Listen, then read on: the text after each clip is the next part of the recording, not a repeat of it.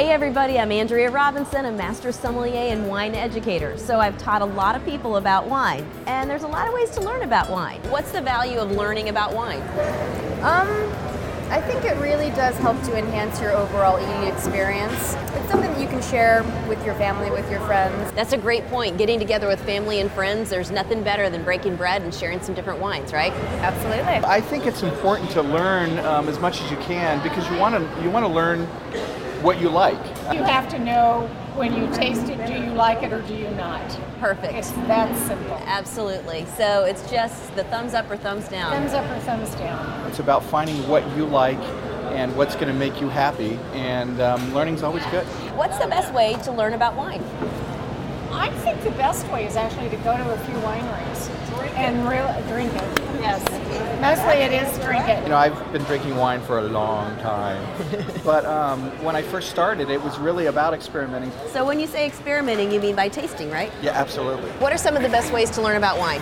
I think there are several different ways that you can. I think to talk to friends who are interested in wine, reading interesting experts, blogs online such as your own.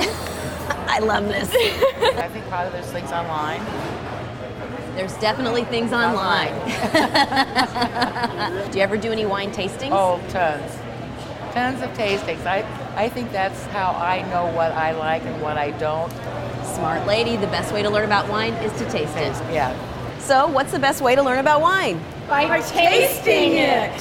So there you have it. There's a lot of ways to learn about wine, but the best way is by tasting. What do you think are the keys to a great home wine tasting? Well, obviously in this economy, I think it's really important that the host doesn't bear all the expense, so you kind of delegate each couple to bring one bottle from that region. Great idea. Share the cost and the preparation with friends. You're also going to share the fun.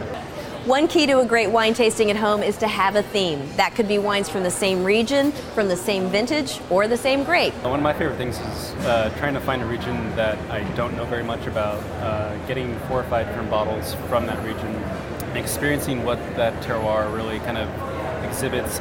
Okay, terroir, we've got an expert here. That's French for the impact of the climate and soil on the taste of the wine. I would try to stick to the same year and the same type of wine. It's called a horizontal tasting, and that's one of the great wine tastings to do, because then sometimes you can discover that the less expensive wine tastes as good as or better than the expensive one. So when you're doing a tasting at home, one way to consider doing it is to taste the wines blind. That means put the bottles in a bag or wrap them in foil, have somebody else do it, number the bottles. It's amazing what you can learn.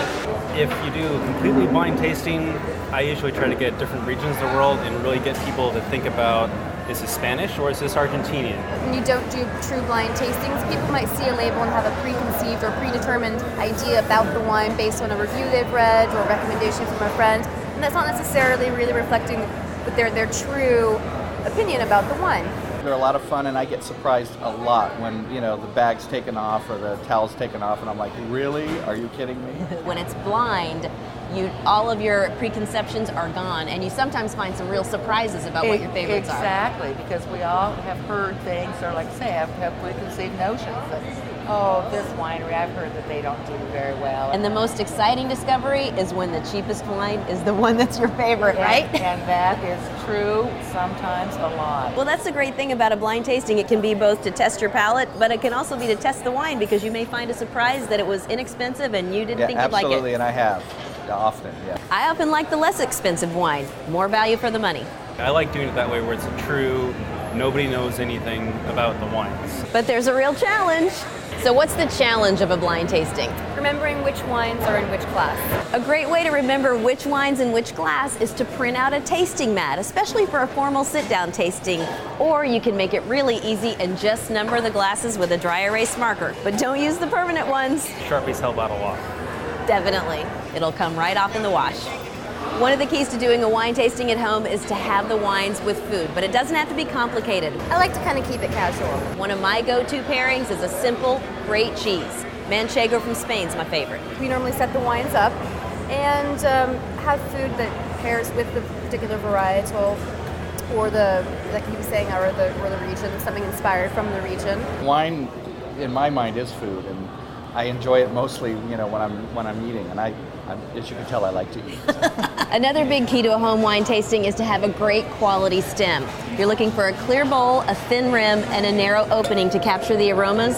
And you don't need a different glass for every grape. Just one for white and one for red will do the trick. Another thing people want to know about a home wine tasting is how much wine do you need? Some level that depends on your friends, but a typical bottle like this has about 12 2-ounce tasting portions. If you don't have 12 tasters, don't sweat it, because when you're done, the leftover wine, each guest can go back and have a glass of whichever was their favorite. Whatever your theme, it's really important that all the wines that you taste are of good quality. Sometimes experimenting with wine can get expensive.